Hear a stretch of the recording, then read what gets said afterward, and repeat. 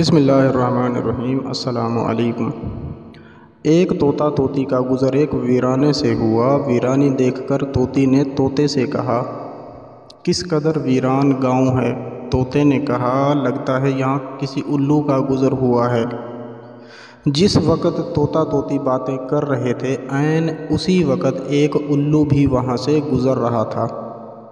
اس نے طوطے کی بات سنی اور وہاں رک کر ان سے مخاطب ہو کر بولا، تم لوگ اس گاؤں میں مسافر لگتے ہو، آج رات تم لوگ میرے مہمان بن جاؤ، میرے ساتھ کھانا کھاؤ۔ الو کی محبت بھری دعوت سے طوطے کا جوڑا انکار نہ کر سکا اور انہوں نے الو کی دعوت قبول کر لی۔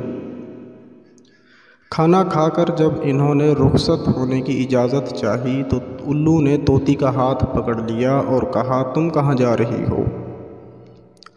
طوطی پریشان ہو کر بولی، یہ کوئی پوچھنے کی بات ہے؟ میں اپنے خامد کے ساتھ واپس جا رہی ہوں۔ الو یہ سن کر ہنسا اور کہا،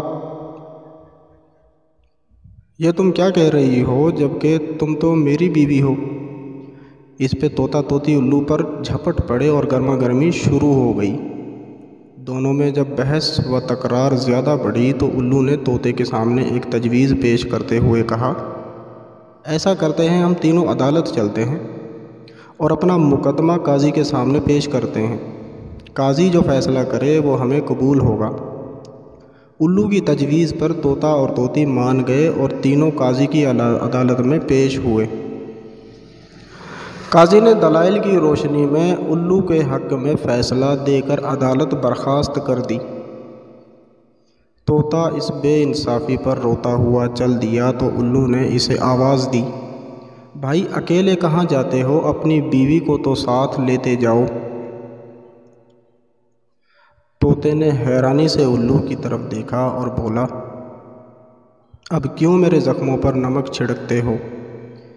یہ اب میری بیوی کہاں ہے؟ عدالت نے تو اسے تمہاری بیوی قرار دے دیا ہے۔ الو طوطے کی بات سن کر نرمی سے بولا، نہیں دوست، یہ طوطی میری نہیں بلکہ تمہاری ہی بیوی ہے۔ میں تمہیں صرف یہ بتانا چاہتا تھا کہ بستیاں الو ویران نہیں کرتے، بستیاں تب ویران ہوتی ہیں جب ان سے انصاف اٹھ جاتا ہے۔ تمام ناظرین سے گزارش ہے، ہمارے چینل کو احسن حمید وائس کو سبسکرائب کر لیں، ویڈیو کو لائک کر دیں۔ شکریہ۔ ملتے ہیں نئی ویڈیو میں، اجازت دیجیے، اللہ حافظ۔